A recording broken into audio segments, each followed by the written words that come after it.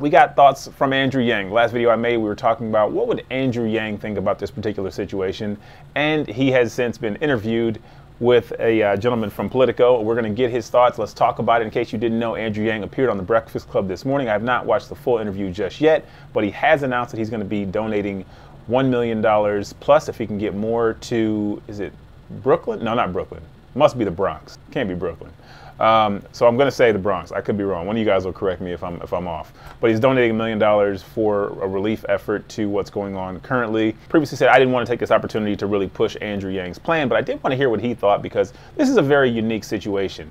Not only is, and it's not because it's universal basic income, it's because we're talking about cash payments being given directly to Americans to address an economic downturn, essentially. And that was always the way I looked at UBI. To me, UBI seemed like a way to preserve capitalism, keep it intact, fix it up a little bit, and do some things to make it better so it works more, so it works for more Americans, while saying that we can't, that it doesn't need to exist. It just needs to be improved upon. So yeah, man, this is it's a really interesting article. It's titled "Republicans Adopt Andrew Yang's Cause," and he isn't celebrating. You know, he's basically, they're talking about how he's not happy. Obviously, you don't want to be right in a time like this. You don't want to be right when the world is experiencing everything it's going through, and you don't want to say, "I told you so." And that's not at all what's happening in this interview. That's obviously not Andrew Yang's message. That's not humanity first, and not what this thing is about. It's about really saying that the best thing that the government can do is offer cash payments in a situation like this. And ultimately, the real question is going to come down to, how long can we do this for? Because we get this point where, okay, say we have a shutdown for 2 weeks and they give out one cash payment. Well, depending on where you live, that one payment might not be enough for you to cover your expenses for those 2 weeks. And we know that many Americans are living paycheck to paycheck. Maybe 60% of Americans can't afford an unexpected $400 expense or something like that. See, these types of numbers, we throw them out. Those are numbers that were brought out during the election, and they didn't really resonate. And it wasn't until we had a situation like this where all of that becomes urgent, because what's happened is not only are people not able to make money, but essentially all commerce is pretty much stopping, right? There's no business, so it's like you don't have a job, but it's also the job doesn't have a job, so there's no money flowing through the economy. And that is the unique situation that we have here. It's not only that just the businesses are closed or just that you don't have a job, it's also that money is not flowing through the economy at this particular moment. And that kind of grinds everything to a halt. How would you feel? How would you feel if you ran on a platform you supported, you believed in, and people laughed at you? They thought it was a joke. They thought it was ridiculous. They thought it wasn't a serious, there was no need for it. Well, now there's a need for it. People need cash. The economy needs cash.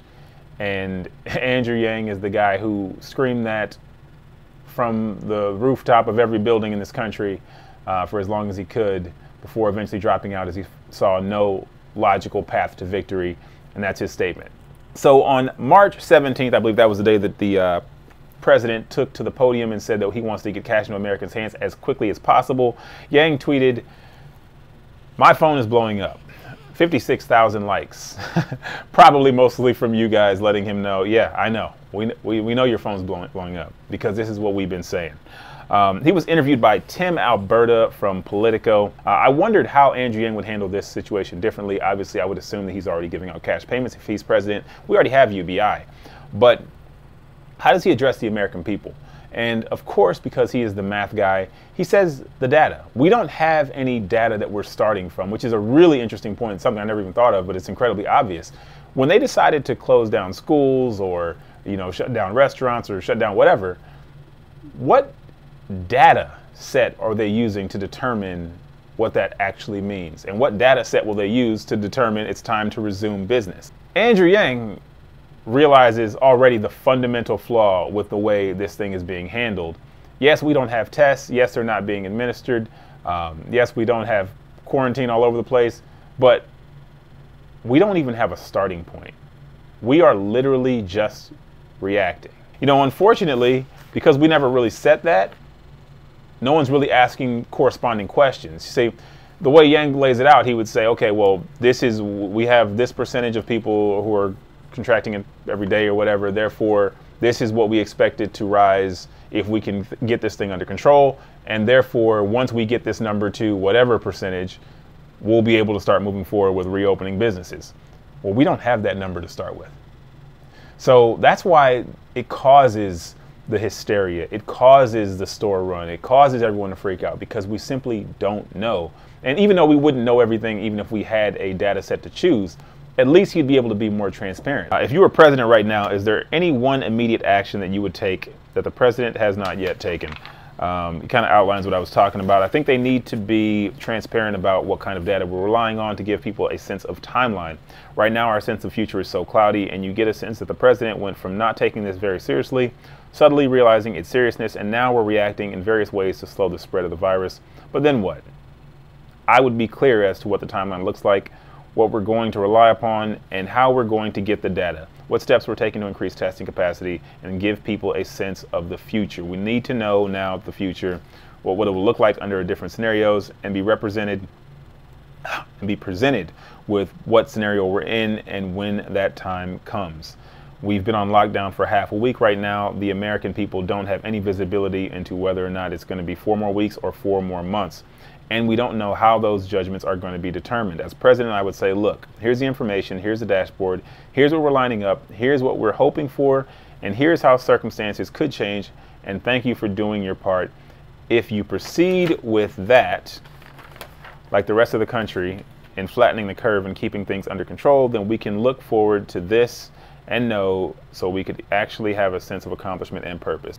So Alberta asks, so purely hypothetical, let's stipulate that you continued campaigning one presidency in 2020 and it's 2023. We have a new strain and everything's a mess, but Americans have been receiving $1,000 per month in universal basic income for the past 3 years. If that were the case, do you think we would still need some sort of a massive cash infusion? Yang responds, so let's say every American has been getting $1,000 a month for the past 3 years, and you're going to get them more now. Then the capacity for Americans to go home, stay in, forego their shifts, and still be able to feed themselves will be much stronger and higher. Now, if you did decide that you wanted to put cash in their hands, it would be less of an existential situation and more of a situation where we're trying to help rather than trying to make up for some losses. But we're not worried as much about your very survival because your survival is more or less insured going in. And then they also ask, does he think $1,000 a month is not enough? Yang responds that he's heard the idea of $1,000 plus $500 for each child. You guys may have heard about Bernie Sanders proposing $2,000 a month per family. But the real issue, I think that we're all kind of realizing is that that's just simply not enough. $1,000 a month to stay home. Like if it was $1,000 a month in addition to your life, then we'd be Gucci. There's no problem. The problem is they want you to stay home. And many of us are already stretched thin. Many of us live beyond our means, or we don't have enough in savings, or we have financial goals, or we're trying to catch up on bills, or wherever you are financially. Taking a hit in income, there's no coming back from that. You have to know that the money is going to keep coming. It's going to keep coming forever. Otherwise, you don't have the abundance mindset. You just have, okay, I know I have this $1,000 to live, but what else? And you constantly have the but what else in the back of your mind. And that's what we're trying to resolve. Like that's the piece that needs to be resolved for this to really feel like what UBI would be. I guess they had a conversation in Iowa. They said maybe this would be in the discussion by 2028, possibly even 2024. But here we are, where it might actually be on the discussion as early as November of this year in the presidential election. And that truly is unbelievable. If nothing we're going to get from this, we're going to get the idea that cash payments are the way to go. We're going to be getting the thought in people's minds of what could happen should things crash, should there be some type of outbreak situation or some type of attack or some major moment that could happen in America any day, any random Tuesday. How are we prepared for that? We can live check to check assuming that there's going to be another check. But what if the check didn't come and it's not because you're unemployed and therefore you can go file unemployment insurance? But then you have people who are maybe more skilled workers who are able to sit and work at home and it's no big deal. It doesn't affect them at all. So the nature of work is very much about to change. We're going to have completely different conversations from this moment to the future. Automation is absolutely going to accelerate. Companies will never want to be putting themselves in this situation again.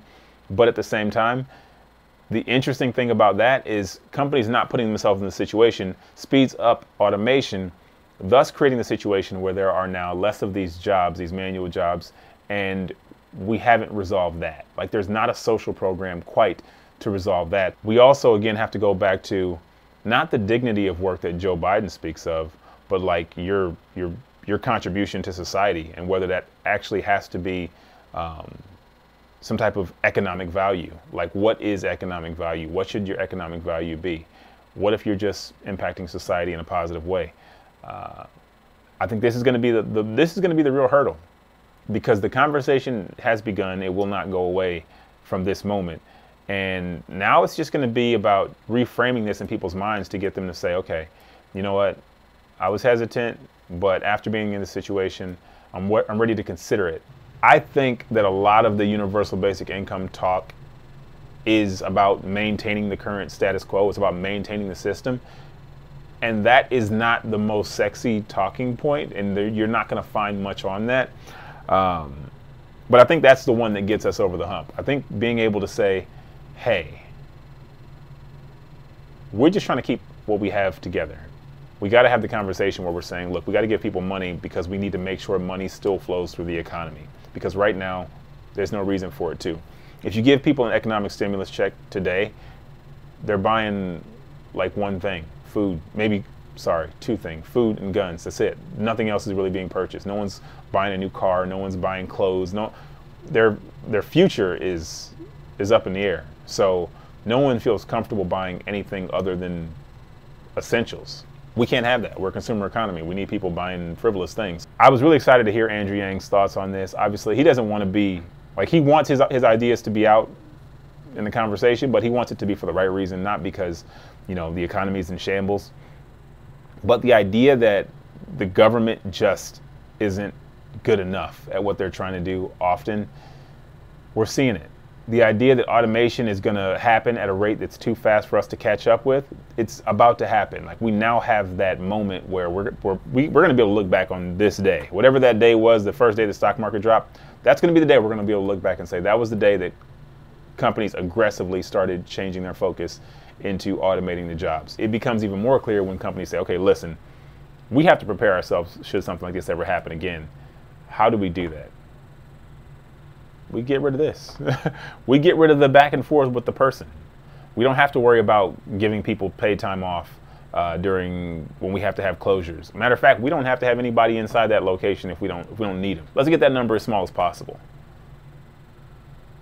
Things are about to change. Society is never going to go back to the way it was. Like, I almost think we're desensitized to what's happening right now because we've seen so many of these zombie movies or whatever, these apocalyptic type movies, where we just have this reference where we think, oh, it's not that bad, so it's not that bad.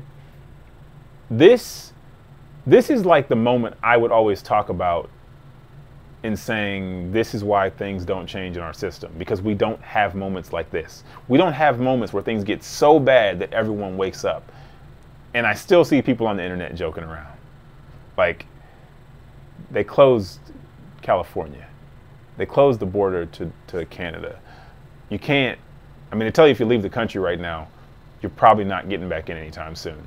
This is what your government is saying. So if you don't understand the magnitude of the situation, whether or not you want to believe it's happening for whatever reason you think it's happening, that's neither here nor there. It is happening. We are dealing with it. It is significant. And the world will never be the same. And while this isn't the reason that Andrew Yang wanted to have this conversation about the value of work and the value of people to society and automation, we're going to have this conversation. And hopefully we're going to be better for it because we had it now.